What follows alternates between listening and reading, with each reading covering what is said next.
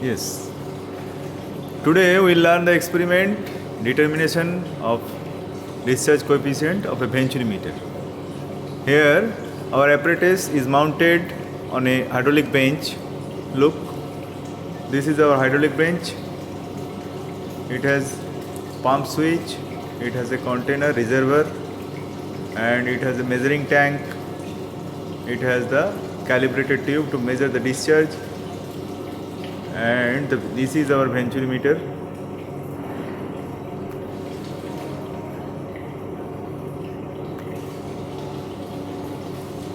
It has three parts. One is convergent, one is throat, and one is divergent part. This one is our venturi meter. You can see it clearly. Now tappings are there over those upper part of the venturi meter.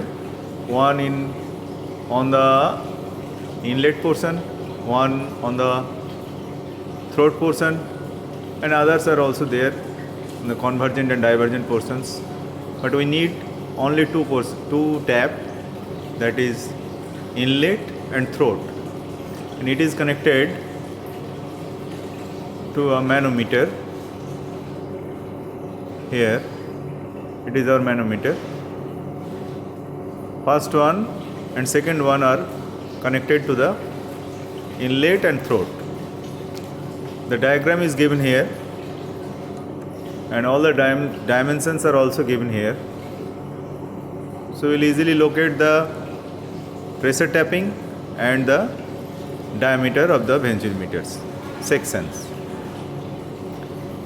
This is our control valve, and this is the rotameter through which we can decide how much distance is passing inside the venturi meter. This is our measuring tank. Here is the valve.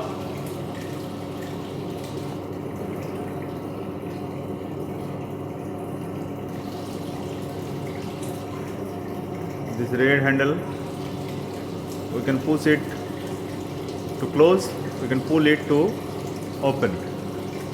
And this is the calibrated tube to which we can measure the height of the water collected on the measuring tank, and by a stopwatch we can calculate the discharge liter per second.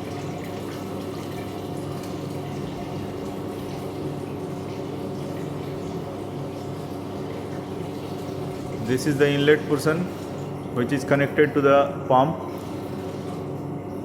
Pipe connections are there, and there is a valve which we cannot see in this camera. That is the main inlet valve, and it is called control valve. And two valves are there on the upper part of the manometer. One is air entering valve and another is overflow valve. When we start, initially we balance the apparatus perfectly, then we use to permit the flow inside the venturi meter fully, then regulate it, open the overflow valve and close the control valve. Then all the flow will go through the overflow valve, extracting those bubbles inside the pipes. Then stop the regulating valve and the pump inlet valve. This we cannot see the inlet valve. After that, we will slightly open the regulating valve and open the air entering valve. Water will come down in the manometer and keep it at your choice. Then close the valve, air entering valve, it will rest there as I want or you want. Close both the valves, air entering valve and the overflow valve. Open slightly the inlet valve and open slightly the control valve. We'll get the perfect reading.